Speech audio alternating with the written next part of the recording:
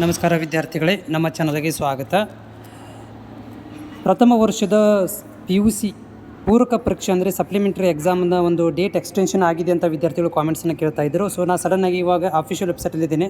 So official ವೆಬ್ಸೈಟಲ್ಲಿ ಏನಿದೆ ಅಂತ ಒಂದು ಸಲ ನಿಮಗೆ ನೋಡಿ ಹೇಳ್ಬಿಡ್ತೀನಿ. ಸೊ ಇಲ್ಲಿ ನೋಡ್ಬೋದು, ಇವತ್ತು ಬಂದಿರುವಂಥ ಆದೇಶಗಳು ಏನಂದರೆ SSLCಗೆ ಸಂಬಂಧಿಸಿದಂಥ ಪರೀಕ್ಷೆ 2ಕ್ಕೆ ಸಂಬಂಧಿಸಿದಂಥ ಒಂದು ದಿನಾಂಕ ವಿಸ್ತರಣೆ ಮಾಡಿರೋ ಬಗ್ಗೆ ಇದೆ. ಸೊ ಅದನ್ನು ಬಿಟ್ಟರೆ SLCದ ಬಗ್ಗೆನೇ ಜಾಸ್ತಿ ಇರೋದು. ಆಮೇಲೆ ದ್ವಿತೀಯ PUC ಬಗ್ಗೆ ಇದೆ, SLC ಬಗ್ಗೆ ಇದೆ. ಬಟ್ ಯಾವುದೇ ಥರ ಅಂತ ಇಲ್ಲಿ ಅಪ್ಡೇಟ್ಗಳು ಇಲ್ಲ.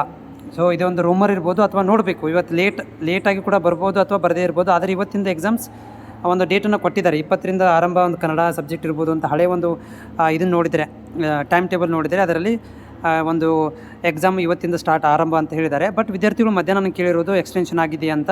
ಬಟ್ ಇಲ್ಲಿ ಯಾವುದೇ ಥರಂಥ ಮಾಹಿತಿ ಇಲ್ಲ. ಇದು ಅಫಿಷಿಯಲ್ ಗೌರ್ಮೆಂಟ್ ವೆಬ್ಸೈಟಲ್ಲಿ ನಾನು ತೋರಿಸ್ತಾ ಇರೋದು ನಿಮಗೆ.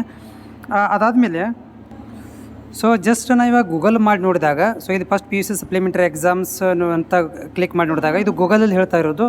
ಸೊ ಇಲ್ಲಿ 24 ಮೇದಿಂದ ಸ್ಟಾರ್ಟ್ ಆಗ್ತೈತಿ ಅಂತ ಹೇಳ್ತಾ ಇದ್ದಾರೆ. ಎಕನಾಮಿಕ್ಸ್ 25, 26, 27 ಅಂತ ಇದು ಗೂಗಲ್ ಹೇಳ್ತಾ ಇರೋದು. ಇದು ಒಂದು ಜಾಗರಣ ಜೋಶ್ ಅನ್ನೋ ಒಂದು ನ್ಯೂಸ್ ಪೇಪರ್ ಅದು ಆರ್ಟಿಕಲಲ್ಲಿ ಬಂದಿರುವಂಥದ್ದು.